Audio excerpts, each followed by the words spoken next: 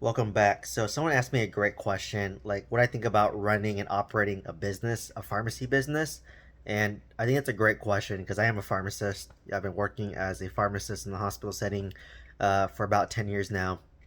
And I actually did invest in a pharmacy myself, where I went in with four partners.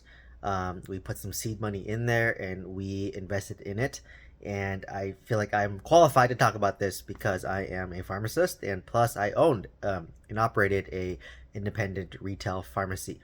So for those who are new to pharmacy, there's two types of pharmacy for the most part. There's your typical Walgreens, CVS pharmacist, where they're behind the counter counting pills, right? So bean counters, for lack of a better word. That's where most people know as pharmacists. But there are pharmacists like myself where I work in the hospital and we're more behind the scenes, preparing all the drugs for people who are made to the hospital, right? So that's the key distinction. So for me, I've been working in the hospital setting my whole career, so I'm more behind the scenes, making medications for patients who are made to hospitals or preparing it. And on the side, I just thought, hey, like I know pharmacy, why not invest in what you know, right? That was my philosophy at the time. So I got with a couple of investors. We pulled our money and we decided to partner and open up our own retail pharmacy. And from personal experience, it hasn't been great, right? I am losing my initial seed money. I actually exited the partnership early on just because time wise it just wasn't working for me. I was kind of spreading myself too thin. I bought a lot of real estate at that time, but I just will say it's very challenging in retail pharmacy to really market yourself, to really make yourself stand out, because a lot of people, when they go to independent retail pharmacies, why they go there is because they want their copays waived, right? So if you're taking care of Medi-Cal, Medicare patients, they have a small copay, and a lot of them are used to not having that copay waived and then getting free deliveries of the drugs to them, right? That's pretty standard now where, like, CVS, Walgreens, Kaiser, they can mail it to your home. Or even like Amazon, you can buy drugs on Amazon and have it shipped to you at home. So because of that, it's just really hard to make money. Like for a lot of drugs, based on insurance, um, basically you might make a couple bucks when you fill a prescription, and how you make money is through volume as well as through certain drugs that pay out well. So for example, you might fill 10 medications, and on that 10 medications you might have made like $10. But if you factor in, like, the cost to carrier or ship the drug, it might be like $10, and the pharmacist's time and the pharmacy technician's time. So it's really hard to make money and to operate it like a business, right? So profit margins are very thin, and when you have thin profit margins and high overhead expense, it's hard to make it a thriving business, right? Like you have to pay a pharmacist.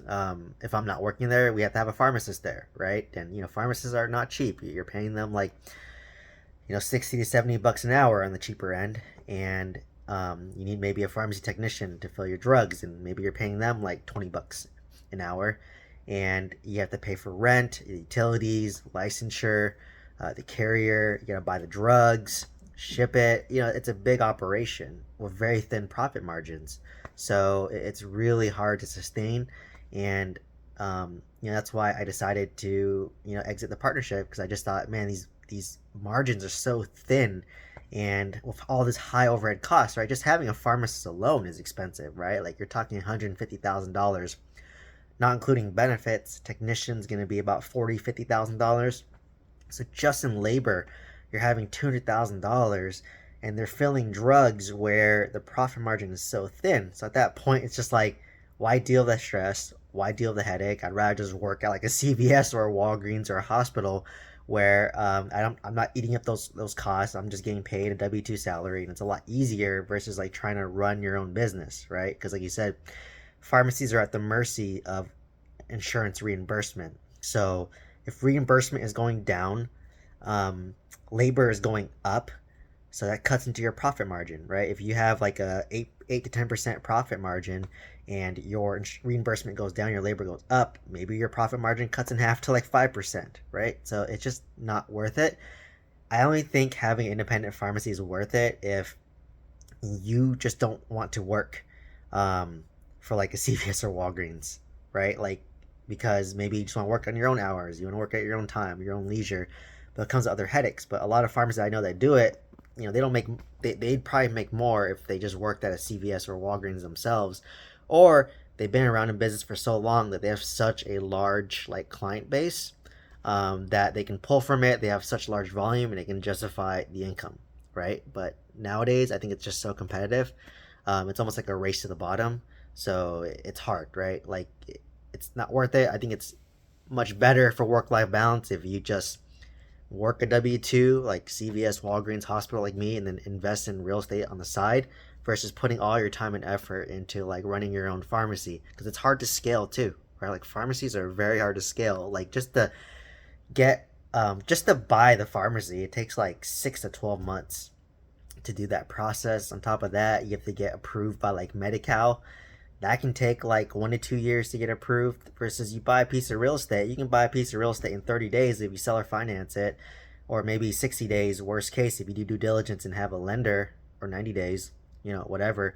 And then you can, stabilize it in 2 to 3 years and be done with it, right? And you can do this more passively by working full time like me, right? Versus the pharmacy, I was putting a lot more time in there. So I would get off my day job, right? And I would drive to that pharmacy, work there for like 3 to 4 hours. So I'd work until 5, get there at the pharmacy at 5, and work until 8. And I was literally doing deliveries myself. I would fill the drugs myself. I was doing A through Z, right? And I was making way more money through my real estate, and it was way more passive, right? So I'm like, why do this work? I mean, for real estate, it's passive like physically, but mentally it's a lot more taxing, right? Because I need to like guide my contractor on what to do.